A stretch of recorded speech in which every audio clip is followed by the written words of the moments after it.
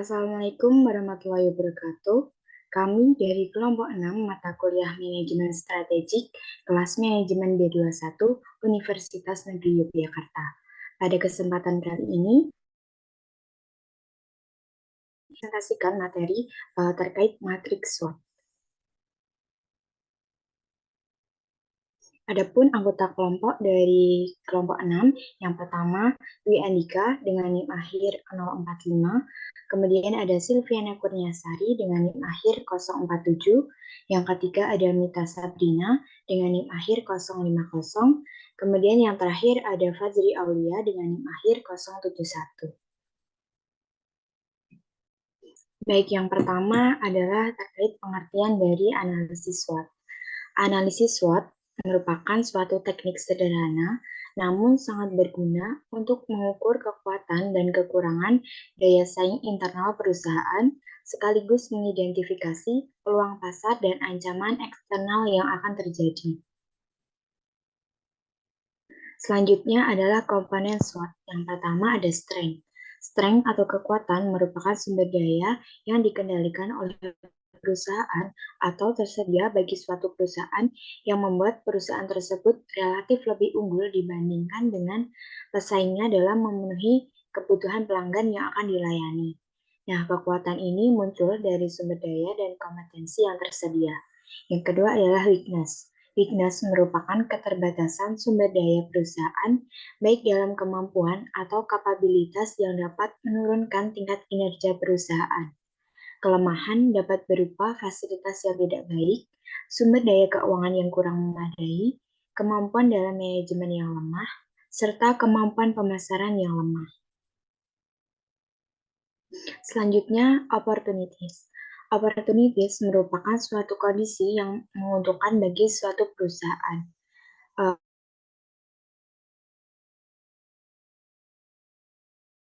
Dengan pembeli atau pemasok merupakan gambaran dari opportunities dari suatu perusahaan. Nah, yang terakhir adalah threats. Threats atau ancaman merupakan suatu kondisi yang tidak baik atau tidak memberikan keuntungan untuk perusahaan. Ancaman adalah penghalang utama bagi sebuah perusahaan dalam mencapai posisi saat ini atau yang diinginkan. Masuknya pesaing baru, pertumbuhan pasar yang lamban, perubahan teknologi dapat menjadi penghalang dari keberhasilan suatu perusahaan. Oke, selanjutnya di sini ada strategi dari matriks SWOT itu sendiri. Yang pertama ada SO strategis.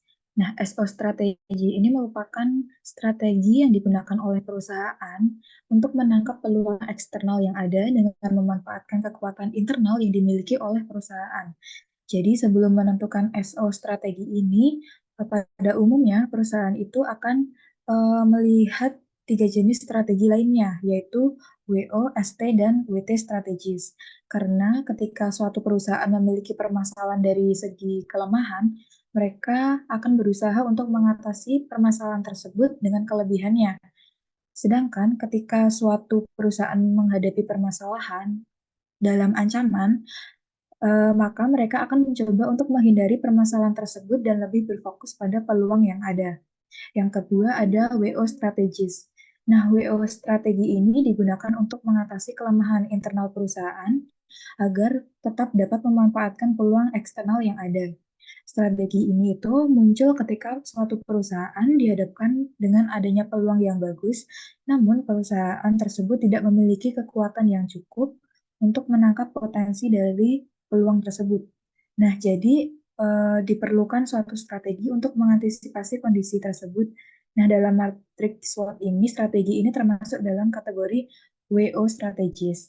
Next.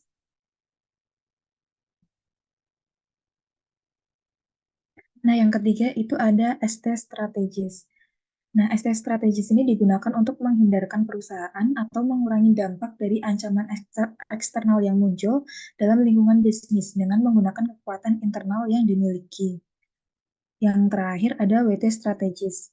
Nah, WT strategi ini dapat dikatakan sebagai strategi bertahan, karena strategi ini dirumuskan untuk mengatasi kelemahan dari internal perusahaan sekaligus menghindari ancaman yang muncul dari lingkungan eksternal. Kondisi tersebut biasa dihadapi oleh perusahaan dalam posisi krisis, di mana mereka kesulitan untuk bertahan karena tekanan eksternal yang begitu besar, dan mereka juga tidak memiliki kekuatan yang cukup untuk menghadapinya. Jadi, berdasarkan banyak kasus, terdapat beberapa perusahaan yang menghadapi situasi seperti ini melakukan strategi merger, pemutusan hubungan kerja karyawan, likuidasi, hingga menyatakan bangkrut. Next. Nah, berikut ini merupakan tabel matriks SWOT. Ada ST, seperti tadi ya, memanfaatkan potensi untuk menghadapi ancaman. Ada WT, meminimalkan kelemahan untuk menghadapi ancaman. Ada SO, memanfaatkan potensi untuk meraih peluang. Dan WO, mengatasi kelemahan untuk meraih peluang. Next. Nah, berikut ini merupakan tujuan matriks SWOT. Jadi tujuannya itu untuk menentukan langkah bagaimana memposisikan perusahaan agar dapat mengambil keuntungan dari setiap peluang yang ada sekaligus menghindari atau meminimalkan ancaman dari lingkungan bisnis. Jadi matriks SWOT ini menjadi alat yang penting dalam perencanaan strategis, membantu perusahaan dalam membuat keputusan yang lebih baik, meningkatkan daya saing, dan memastikan keberlanjutan serta pertumbuhan jangka panjang di pasar yang dinamis dan penuh tantangan. Next. Baik, yang selanjutnya yaitu internal. Faktor internal mempengaruhi terbentuknya strength and weakness atau S dan W. Faktor ini menyangkut kondisi yang terjadi dalam perusahaan, yang mana ini turut mempengaruhi terbentuknya pembuatan keputusan atau decision making perusahaan. Faktor internal ini meliputi semua macam manajemen fungsional, pemasaran, keuangan, operasi, sumber daya manusia, penelitian dan pengembangan, sistem informasi manajemen, dan budaya perusahaan atau corporate culture. Strengths atau kekuatan, atribut berwujud dan tidak berwujud yang positif yang bersifat internal dalam organisasi. Atribut-atribut tersebut berada dalam kendali organisasi. Kemudian weakness atau kelemahan, yaitu faktor-faktor yang berada dalam kendali organisasi yang mengurangi kemampuannya untuk mencapai tujuan inti, di area mana organisasi dapat meningkatkan kemampuannya. Kemudian eksternal. Faktor eksternal mempengaruhi opportunities and threats. O dan T. Faktor ini menyangkut dengan kondisi-kondisi yang terjadi di luar perusahaan yang mempengaruhi dalam pembuatan keputusan perusahaan. Faktor ini mencakup lingkungan industri atau industri environment dan lingkungan bisnis makro atau makro environment, ekonomi, politik, hukum, teknologi, kependudukan, dan sosial budaya. Opportunities atau peluang, faktor-faktor eksternal yang menarik yang mewakili alasan bagi organisasi untuk eksis dan berkembang. Peluang apa yang ada di lingkungan yang akan mendorong organisasi, serta identifikasi peluang-peluang tersebut berdasarkan kerangka waktunya. Kemudian threats atau ancaman, faktor-faktor eksternal di luar kendali organisasi yang dapat menempatkan misi atau operasi organisasi dalam risiko. Organisasi dapat memperoleh manfaat dengan memiliki rencana darurat untuk mengatasinya jika hal tersebut terjadi. Kemudian mengklasifikasikannya berdasarkan keseriusan dan kemungkinan terjadinya. Baik, selanjutnya adalah materi mengenai tahapan matriks SWOT. Yang pertama itu menyusun faktor-faktor kunci dari peluang eksternal yang ada. Yang kedua, menyusun faktor-faktor kunci dari ancaman eksternal yang dihadapi. Yang ketiga, menyusun faktor-faktor kunci dari kekuatan internal yang dimiliki. Keempat, menyusun faktor-faktor kunci dari kelemahan internal yang dimiliki. Kelima, mencocokkan kekuatan internal dengan peluang eksternal dan kemudian merumuskan strategi baru yang dicatat pada kolom SO strategi. Yang keenam, mencocokkan kelemahan internal dengan peluang eksternal dan kemudian merumuskan strategi baru yang dicatat pada kolom WO strategis. Yang ketujuh, mencocokkan kekuatan internal dengan ancaman eksternal dan kemudian merumuskan strategi baru yang dicatat pada kolom ST strategis. Dan yang kedelapan, mencocokkan kelemahan internal dengan ancaman eksternal dan kemudian merumuskan strategi baru yang dicatat pada kolom WT strategis.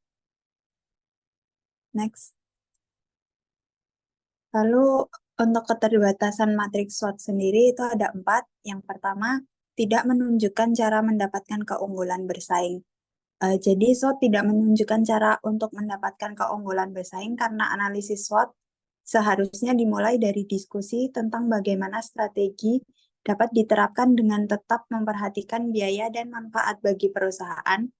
Lalu yang kedua, pengukuran statis, di mana SWOT dianggap sebagai suatu pengukuran yang statis atau dengan kata lain hanya melihat dari satu sisi saja, tanpa memperhatikan dinamika perubahan yang akan terjadi di masa mendatang. Lalu yang ketiga itu fokus berlebihan pada satu faktor. Analisis SWOT yang menggiring perusahaan berlebihan dapat menekan strategi pada salah satu faktor internal dan eksternal dalam merumuskannya. Lalu yang terakhir adalah tidak ada pembobotan atau ranking. Tidak ada pembobotan, pemberian ranking, atau penormoran dalam analisis SWOT, oleh sebab itu sulit bagi pengambilan keputusan untuk memprioritaskan strategi mana yang akan diterapkan terlebih dahulu. Saya kembalikan ke moderator. Sekian presentasi dari kelompok 6 terkait matriks SWOT tersebut. Semoga bermanfaat. Assalamualaikum warahmatullahi wabarakatuh.